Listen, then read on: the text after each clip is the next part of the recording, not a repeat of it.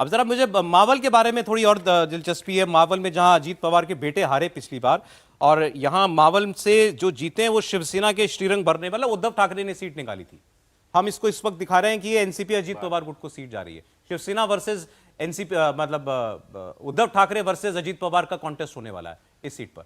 अभी मुझे लगता है भारतीय जनता पार्टी यहां से किसको कैंडिडेट दिया? अगर अजित पवार के पास अजीत सीट पवार जाती मांग है, रहे हैं ये सीट अपने बेटे के लिए। अजित पवार की 2 सीटों पे बहुत दावा है। पुणे की सीट के ऊपर जाके सांसद की डेथ हो गई है, बापट जो सांसद है उनका निधन हो गया है, तो पुणे की सीट भी वो मांग रहे हैं और मावल भी मांग रहे हैं। लेकिन भारतीय जनता पार्टी पुणे की सीट किसी स्थिति में अजित पवार को नहीं देगी। भारतीय जनता पार्टी पुणे से लोकसभा चुनाव लड़ेगी।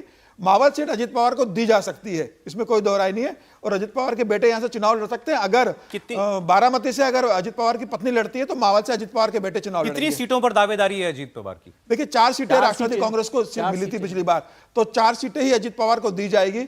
मुझे लगता है 4 सीटों में से भी सिर्फ 2 सीटें उन्हें दी जाएगी, मावल की और बारामती की। बाकी सीटों पर भारतीय जनता पार्टी चुनाव लड़ेगी। सुधीर जी, ठाणे कोंकण में स्कोर 6-1 एनडीए के पक्ष में।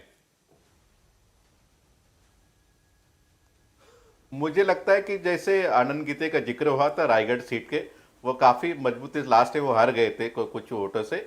वहां पे आनंद गीते शिवसेना जो उद्धव ठाकरे गुट के साथ है, तो वहां पे काफी अच्छी तरह से टक्कर हो सकती है। तो मेरे ख्याल से 6 में से 2 सीटें उद्धव ठाकरे गुट वहां पे जीत सकती है। दूसरी बात, अब हम जब मावल का जिक्र कर रहे थे, वहां पे मावल ऐसी कॉन्स्टिट्यूंसी है, वहां पे कोंकण का भी इलाका आता है और वेस्टर्न महाराष्ट्र में जैसे पिंपरी चिंचवड़ हो वो भी इलाका आता है, तो अलग ही किस्म की वो कॉन्स्टिट्यूंसी है।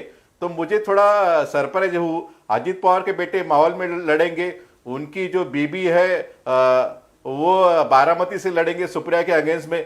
तो डायनेस्टिक पॉलिटिक्स हम जब बात करते हैं भारतीय जनता पार्टी, तो वो खुद डायनेस्टिक पॉलिटिक्स को बढ़ावा देगी। तो मुझे थोड़ा संदेह लगता है कि उनके बेटे को टिकट देंगे यहाँ पे मावल पे दूसरा कोई कैंडिडेट हो सकता है। बात बीजेपी के आड़े आने वाली है अगर अर्बन और थोड़ा मेरे ख्याल से वहां पे शेतकरी कामगार पक्ष का भी थोड़ा भी डोमिनेंस है वो इलाके में।